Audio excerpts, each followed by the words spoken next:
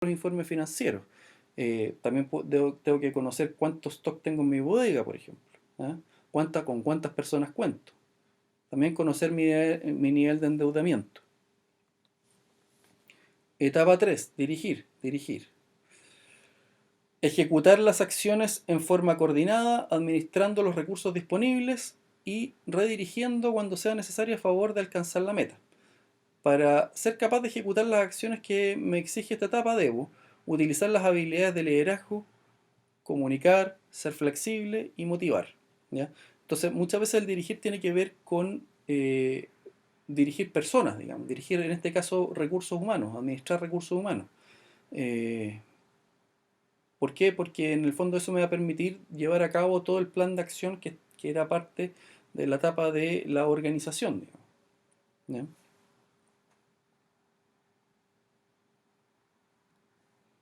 Y controlar. ¿Qué es lo que es controlar? Es medir los resultados para contrastarlos con lo planificado y decidir acciones para mejorar. ¿Qué necesito tener claro para poder controlar?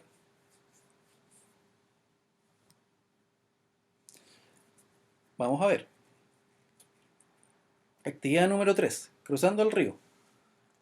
Un barquero debe trasladar al otro lado del río lo siguiente. Una gallina, una cesta de trigo y un zorro. En el barco, estas son las restricciones. En el barco puede viajar un animal o la cesta de trigo más el barquero. La gallina y el trigo no pueden quedar juntas, ya que la gallina se come el trigo.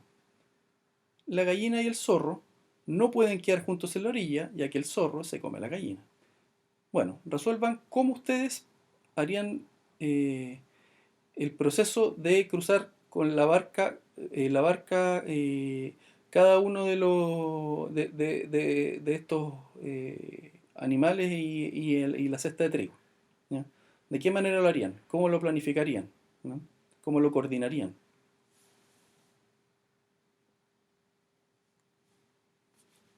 ¿Cómo mido los resultados?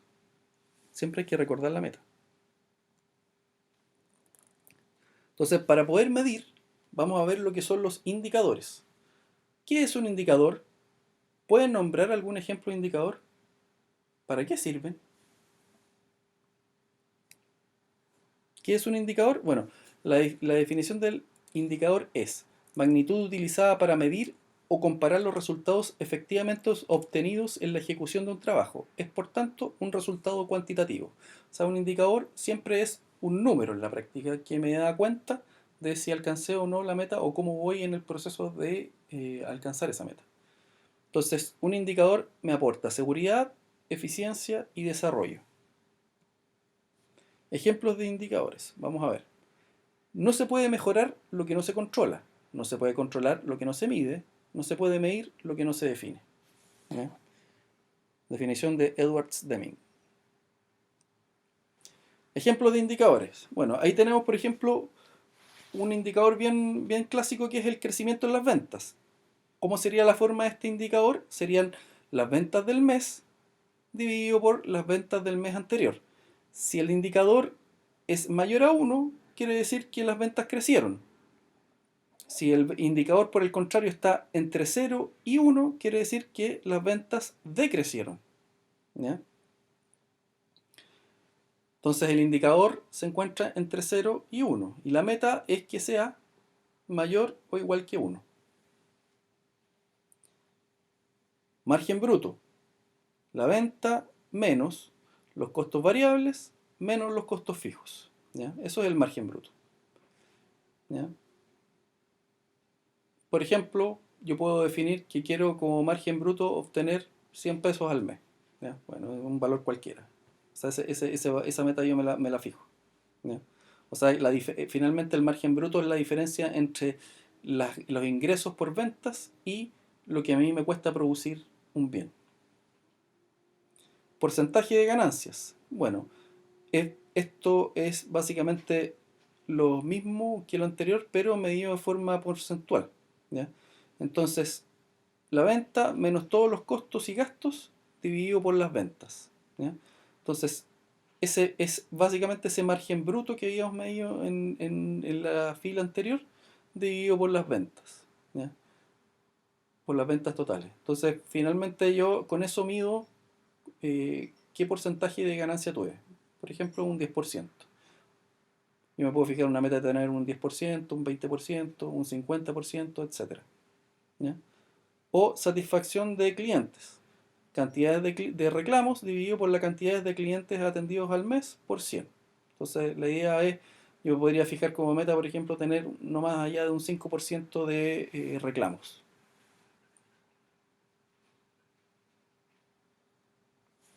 Otros ejemplos de indicadores.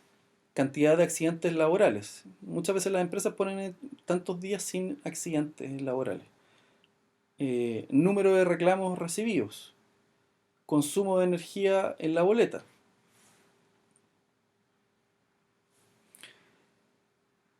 Para construir los indicadores es necesario determinar los siguientes aspectos. ¿Qué vamos a controlar? ¿Cómo lo vamos a controlar? ¿Cuándo lo vamos a controlar? ¿Quién lo va a controlar? ¿Cuál es la meta o valor esperado? ¿Qué haremos con los resultados? ¿Es necesario hacer registros?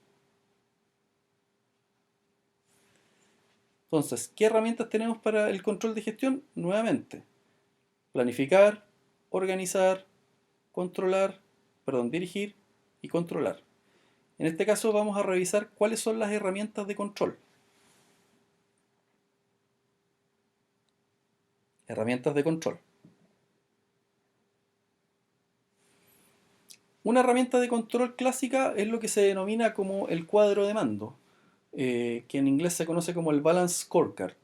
Es una herramienta metodológica que traduce la estrategia de la empresa en un conjunto de medidas de actuación, las cuales proporcionan la estructura necesaria para un sistema de gestión y medición. Esta herramienta reúne las metas con los indicadores. O sea, en español, dicho eso, lo que hace el cuadro de mando es establecer entre las distintas unidades de una empresa eh, determinadas metas con determinados indicadores, ¿ya?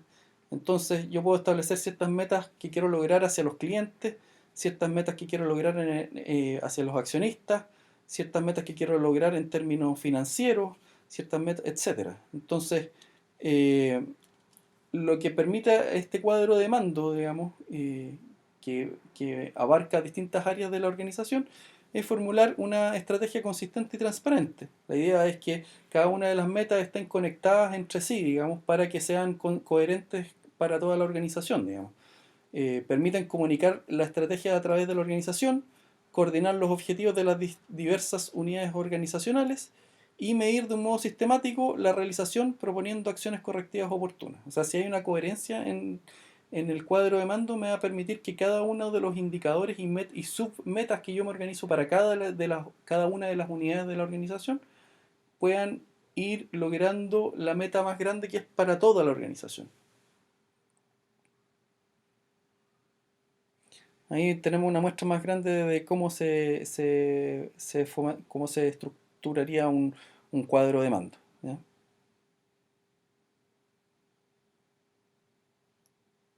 Entonces, como actividad 4 vamos a hacer un pequeño cuadro de mando que no es propiamente un cuadro de mando para una organización completa, sino que es simplemente para una sola unidad, ¿ya? Entonces, vamos a hacer un caso bien particular. Imaginemos que estamos en el año nuevo y que queremos lograr una serie de metas para fin de año. Elaboremos un cuadro de mando describiendo la meta en la columna izquierda y el indicador o KPI en la columna derecha con el que vamos a medir esta meta. Entonces, simplemente les voy a pedir que elaboren dos metas, se fijen dos metas para fin de año. Supongamos, imaginándonos en la situación de que estamos en el año nuevo, ¿ya? Entonces, establezcamos dos metas y elaboremos un KPI para lograr esa meta, para poder medir esa meta. Entonces, por ejemplo, quiero ganar el doble de sueldo que el año pasado, ¿ya? Bueno, el KPI podría llamarse crecimiento de ingresos. ¿Y cómo se formula ese crecimiento de ingresos? Tendría la fórmula que sería ingresos de este año dividido por los ingresos del año pasado. Entonces, para que se cumpla la meta, el crecimiento de ingresos tendría que ser mayor o igual a 2. Si es menor que 2, evidentemente que no se cumplió con la meta. ¿Por qué? Porque yo quería ganar el doble de lo que he ganado el año pasado.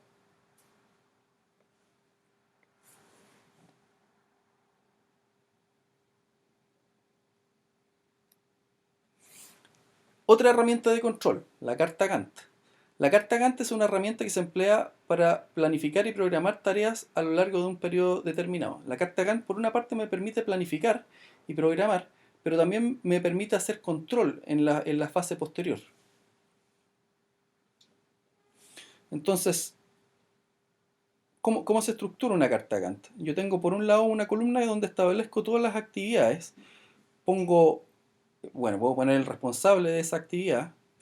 Además pongo la duración total que debiera tener la actividad. Por ejemplo, ahí aparece monitorear el stock de bodega. Dice quién es el responsable, el jefe de cocina. ¿Cuánto va a durar la actividad? 5 días. Bueno, y ahí se ubica en un margen de tiempo son 4 semanas, con los días de la semana de lunes a viernes.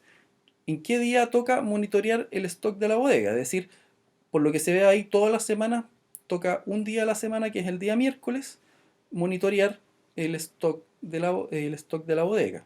¿Ya? O sea, el jefe de cocina tiene que ir a monitorear el stock de la bodega todos los días miércoles de cada semana. Después, contratar nuevo cocinero, jefe local. Bueno, en el fondo todo el proceso de contratación está definido en este caso para que se realice durante la segunda semana de un determinado mes, ¿ya? Que podría ser cualquier mes. Entonces, entre el lunes y viernes de la segunda semana se van a entrevistar a todas las personas hasta llegar a la contratación final del cocinero.